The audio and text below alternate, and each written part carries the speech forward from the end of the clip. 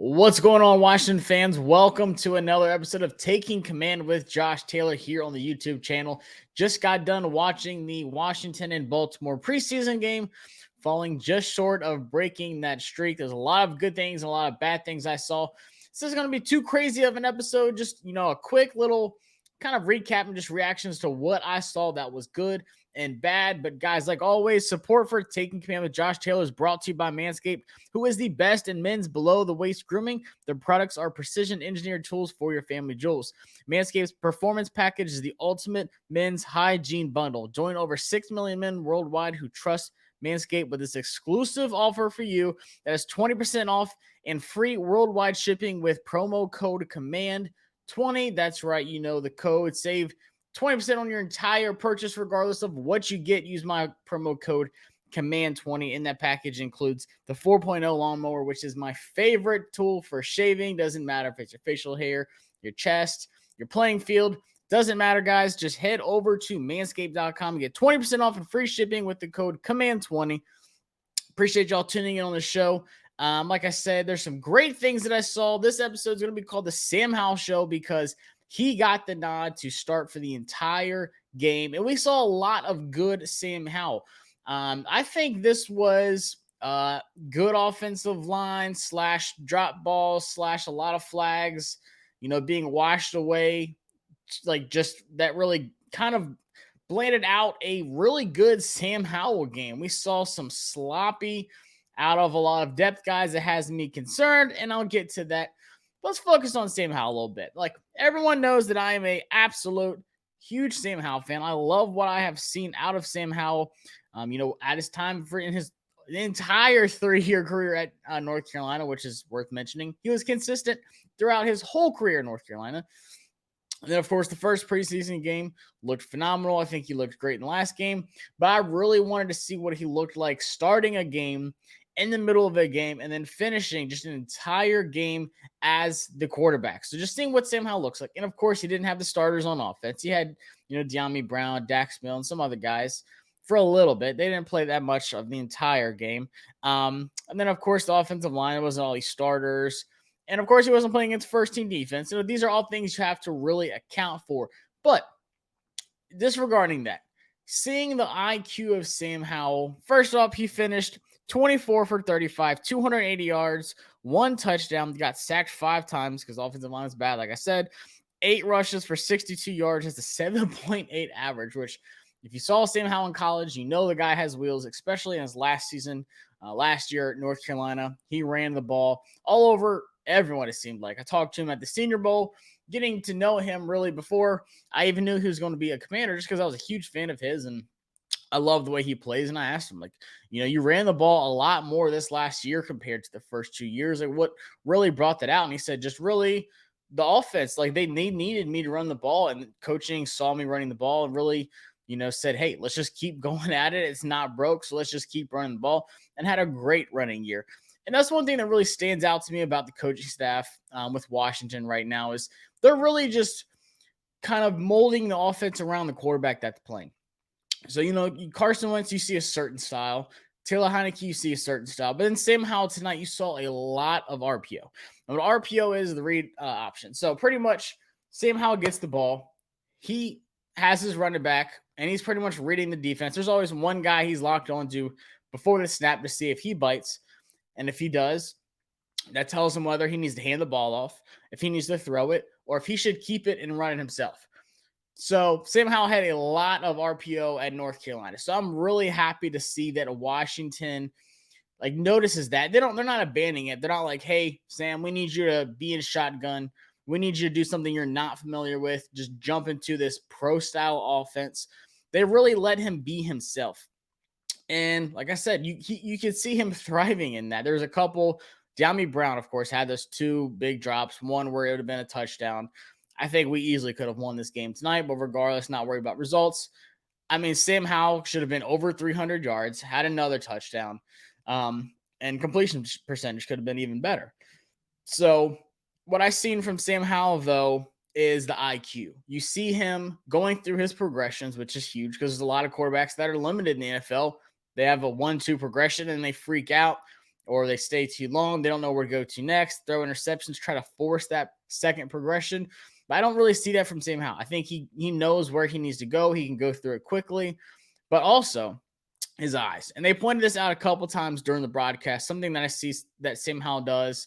I see Malik Willis doing. I see a lot of these young quarterbacks actually doing this, and that is using their eyes and also their body language to sell to a defense.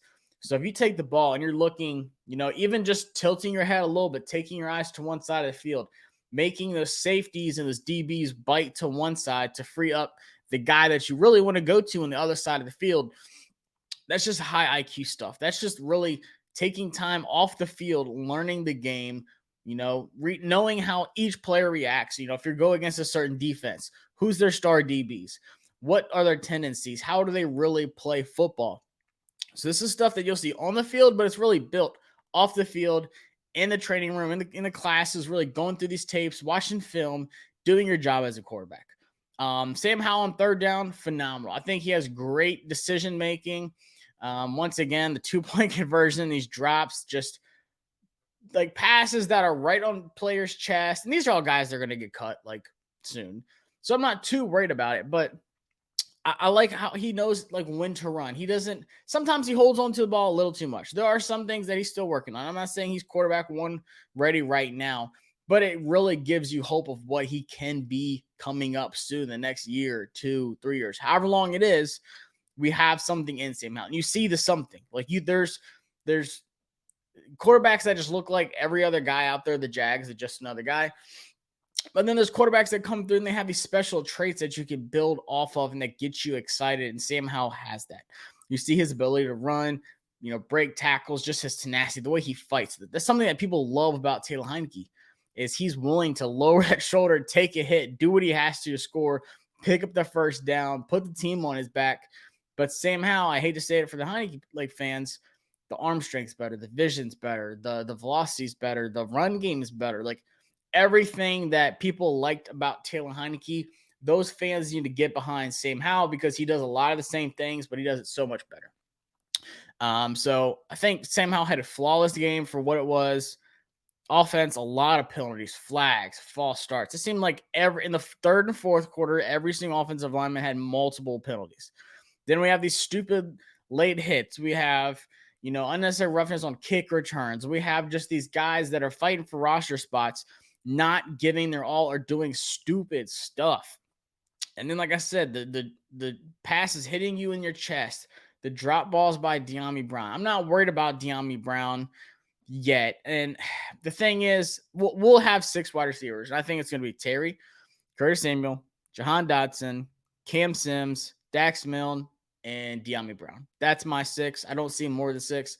Erickson, people said they've seen a lot of good in Erickson. I really haven't seen much good except that one big play against the Panthers. A few little things there today, but then also he had some drops. It was just like his kick return isn't like mind-blowing to me. Dax Milne doesn't blow me, surprise me much at all either. And I think Antonio Gibson really is going to be a starting guy on kickoff return. So I think that takes out. And if it's not him, honestly, it's going to be Jahan Dotson or Dax Milne. Jahan Dotson's a great kick returner. And I know I've mentioned this plenty of times. People hate a star, especially first round wide receiver in his first year, returning kicks because injuries happen. But nonetheless, if you need a return guy, you're going to put Jahan Dotson back there, or it's going to be AG. And I really think AG is going to be the guy that starts the season returning kicks. There's nothing wrong with that because he was phenomenal at Memphis. So Dyami Brown, not too worried about it just because he's not going to be like a starting. I think he's like wide receiver 5 or 6 right now, which is kind of hard to say. Just because I'm still super high on like the traits that I've seen in him and like his North Carolina tapes with Sam Howell. That connection. There's a couple plays, I'm telling you, there's just those 2 drops were killer for Dyami Brown's resume, and then also Sam Howell's like final like night, just looking back at the slate of what he did. You left that on the field. You can't leave points in the field. You can't leave production and film and tape for your resume on the field if you're Dyami Brown or anyone, nonetheless. Secondary, the depth at secondary, we saw the big plays. I mean, good Lord, it looked like playing Madden on like rookie mode. Just guys wide open deep. I mean, there's no excuse for that. Even if it is, some of these late round guys or undrafted guys or guys we just added. Just simple coverage, simple communication things that aren't lining up. And, depth at DB is an actual concern of mine. I love Percy Butler, and I'm super high on him too. I don't think he's there yet. I think there's still this gap that he's working on. Initially, if you go back and look at my videos, there's a video I did called Why Landon Collins Won't Come Back. And I don't think he does come back still. But it was really based around the kind of role that Percy Butler was going to have on this defense. I think he still does. I just don't think it's going to be as big as I thought it would. I don't care where you're drafted at, because we've seen Cam Curl in the 7th round. We've seen guys in the 1st, 2nd suck. So that doesn't matter to me. I see some things with Percy Butler that I like a lot. I like his aggressiveness. I like, he's a hard-hitting style. He's my kind of safety. Sometimes he's too aggressive. Sometimes his coverage isn't the best. Sometimes he misses tackles. So there's still things he's working on. I'm not going to write Percy Butler off, mid-ish round pick guy this year. He's still a rookie. Played at Louisiana Lafayette. Some else, say what you want about it. But still, there's guys like Christian Holmes also taking the 7th. Got picked on a little bit tonight. Shows me good things still. Strong, long arm, lengthy, physical DB. But then some of these depth guys that suck tonight, especially Danny Johnson was getting lit up tonight. Who else? Was there someone else that they picked on all night? But these are guys that I don't expect being on the team, honestly. So I'm not too harped on it, but still, we need a solid depth. And I think most of those depth guys didn't even play tonight. Ben St. Juste was out there a little bit. He had a couple good plays. Jamin Davis played, limited in the beginning, had a huge run stop. Just did a great job of pursuing, knowing where the run was coming, but not allowing the block to get to him. He was patient and wasn't too aggressive, didn't let the tackle take him out of the play.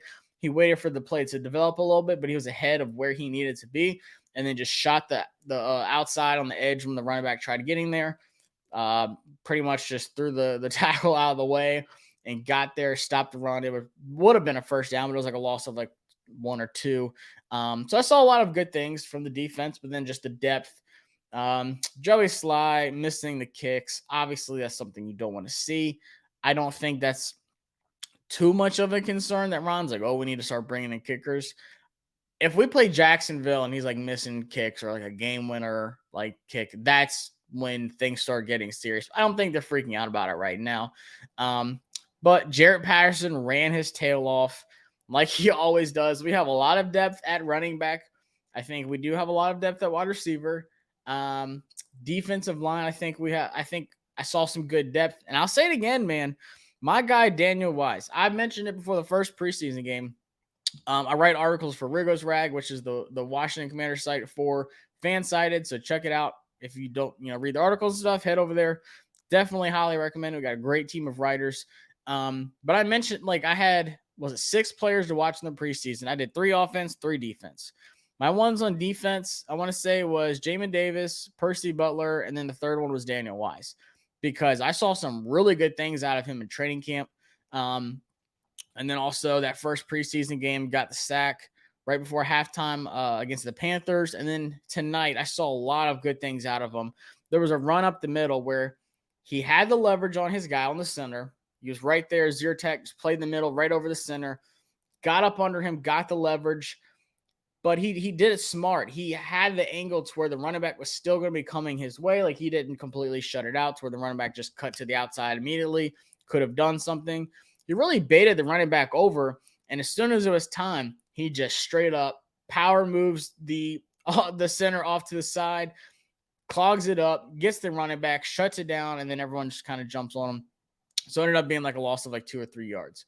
So I've seen him be able to get to the quarterback. I've seen him be able to handle blocks and show leverage, but also show high IQ moves.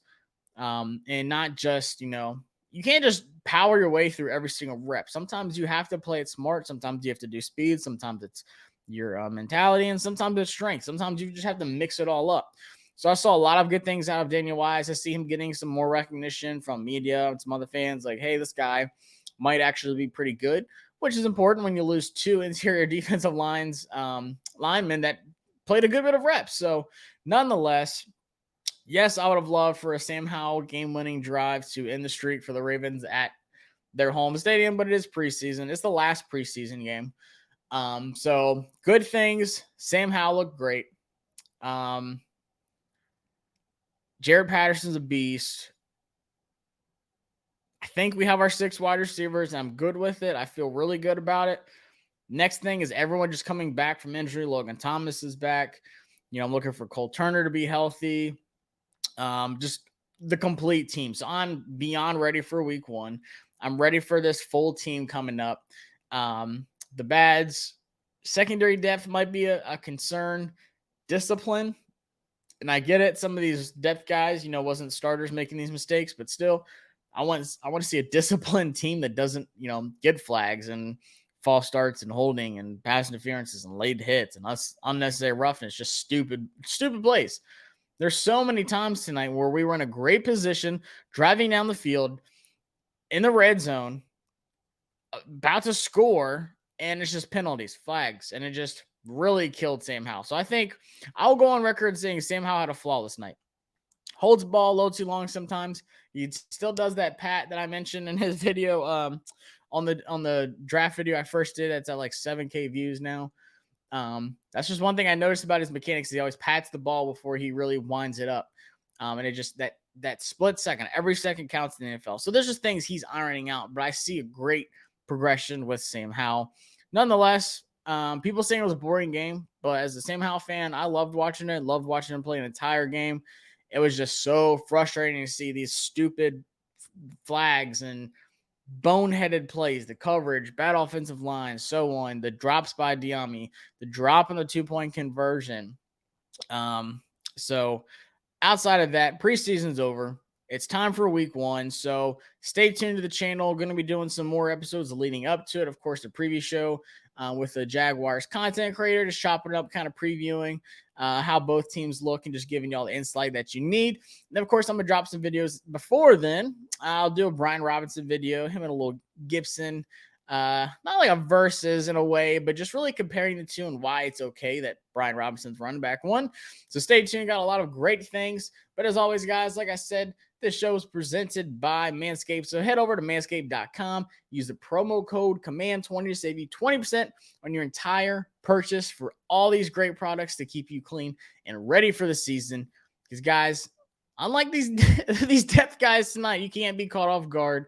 You can't be playing sloppy because there's some sloppy football tonight.